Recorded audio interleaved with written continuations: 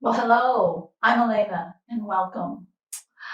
It is time for me to have my tea, and I thought you would love to come join me for some insight and conceptions. And I love this one because it is something I had to learn. I'm still learning. And so I thought I would bring it to you. And it's one that isn't, gosh, you know what? It's really not taught. Yeah, everybody says, okay, breathe. But then they say, and I want this, and I want this, and I want this from you. It's really funny. When I was going through college, I used to say that that was a time of selfish, I need to do. Like everything was getting that term paper in, getting that production done, whatever it was, you had to be there. No matter if you were sick as a dog, you would go. No matter how tired you were, you had to get it done. And it really taught us, or it taught me, bad habits. And I was in the collegiate life. Well, I got 3 3/4 degrees in a field of music. And then I also, then I went and I taught in collegiate life. So that pressure to do, no matter what, just do. Oh my gosh, it tightens my shoulders just thinking about it. And, nobody really teaches us to say enough is enough. I've got to take a rest. And so what do we do when we take a rest? We go on vacation. We schedule ourselves up to wazoo. We take the kids, we do a ton, and then when we get home, we feel like we need a vacation from the vacation. Am I right? But we're not built. We're not machines. And when we are constantly going like that, yeah, we feel like we are creating awesomely. We feel like we're doing the job. Yeah, and I happen to perform really well under pressure. Okay, so I'm a deadline person.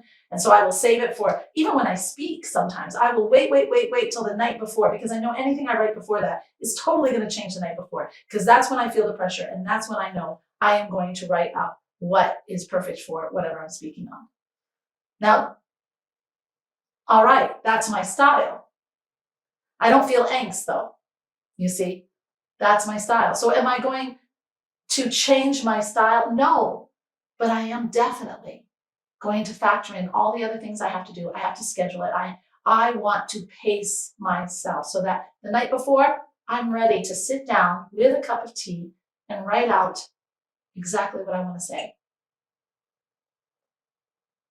And I also I've learned that if I am pushing right up to that date, then when I go to write, my mind is too busy and I cannot create. And that's what I think we miss when we are so busy, when we don't stop. And sometimes our busyness is to mask what's really going on. Do I dare say that? I've seen it so much. I have seen it so much. The busier I am, then I don't have to deal with the marriage that's hard. The busier I am, I don't have to deal with how unhappy I am in my life. But it doesn't better the situation. And you run yourself ragged. My mom was like that. She just kept going, so she wouldn't have to. And when she was in the house, she kept the noise level really high. The TV's on and everything. She could not just rest. She could not just be. Because if she did, her thoughts would eat her alive. And the reality of her situation in her life would then it would be there for her. And she didn't want to see that. So sometimes when we rest, well, that's one of the reasons why we don't rest. But the thing is, we have to take time to rest. We have to take time to process some things. We have to take time to recognize where we are, where we want to go from this point on, whether it's good or not. Accept, okay, so all right, I don't like where I am in my life. I'm not happy where I am in my relationship.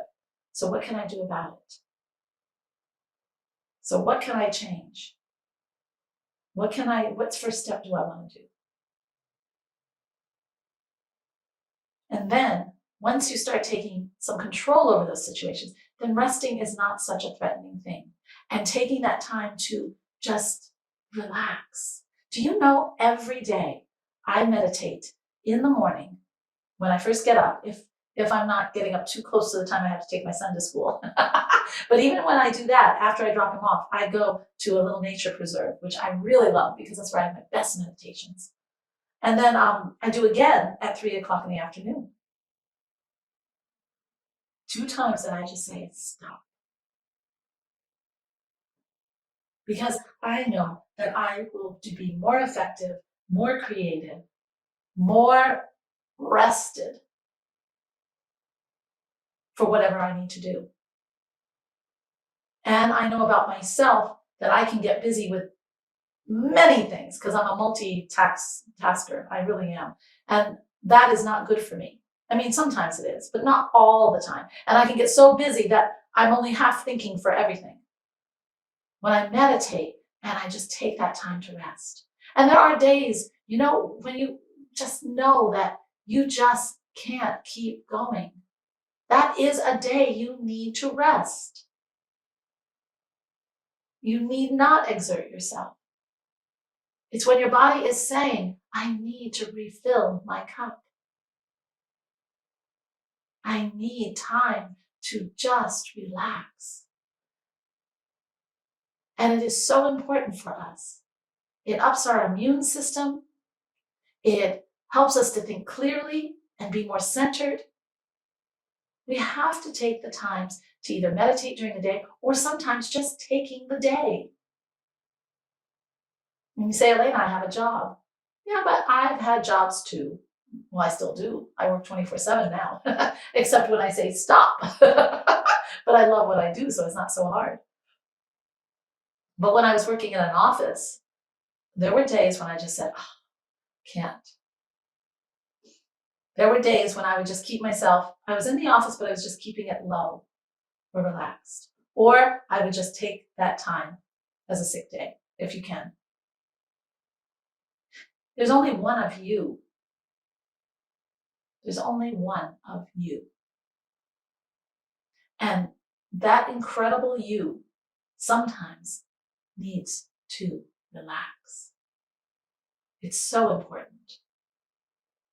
And the key is, if you can relax or meditate or take a walk in nature, or if you don't have nature right around you, just sometimes walking in a city, you're so anonymous that helps too. Just that allowing yourself to just chill though, whatever that means to you. Doing that a little bit every day can help you not to get to that exhausted level where you have exuded everything. And the other thing is, folks, learn to say no. And really look, well, first let's cover that. Learn to say no, meaning you don't take on everything for everybody. You are one person. So if you're saying yes to all this volunteer stuff, pull it back. And you're exhausted, pull it back. Because we've got to learn to say no, and you can say it in a nice way. And you don't have to feel guilty. Because I'll tell you, they're looking to unload something on you to do. You've got to learn what you can do and what you can't do. And secondly, take a really good look at why do you want to be so busy? Why do you fill up your calendar so incredibly much? Is there something that you're trying to avoid? I don't know. It might be. Is it to prove your worth? What is it? Once you find the core of why you're creating this habitual behavior of creating yourself to be so busy, then you can do the things to build new habits to not be so busy and get those 2 meditations in a day or the walk in the woods or whatever, but something relaxing. It really is all about you. You filling your cup, you feeling at your best, you being the creative force you're supposed to be, and bringing goodness into the world with your family, your relationships, everything. Take the time to nourish yourself and rest. And if your body's really calling for it, listen. It knows what it's saying. Okay? Important. And do it without guilt. Because if you're not working at your best, then you're not giving your best. Spirit is love. And when we can clear all that stress, busyness, that spinning and chasing our tail, when we really can feel ourselves, when we have that clarity and that centeredness all day long, when we can be effective in a calm way, that's when Spirit can talk to us. That's when Spirit can send the wonderful signs to us, because we're present. That's what being centered is. I hope you enjoyed this, and I hope it helps all of us busy people out there to really take a breath. And if you know or have a friend who is, well, maybe going through this kind of busyness, send them this, share it out there. It could be something that helps them to open their eyes. And what a nice thing for you to do. And if you're that person, let me know what you think. You know, I really do want to know what you think. And it helps me to develop topics for the next video even. I love to hear. And just, my dear friends, Spirit is love.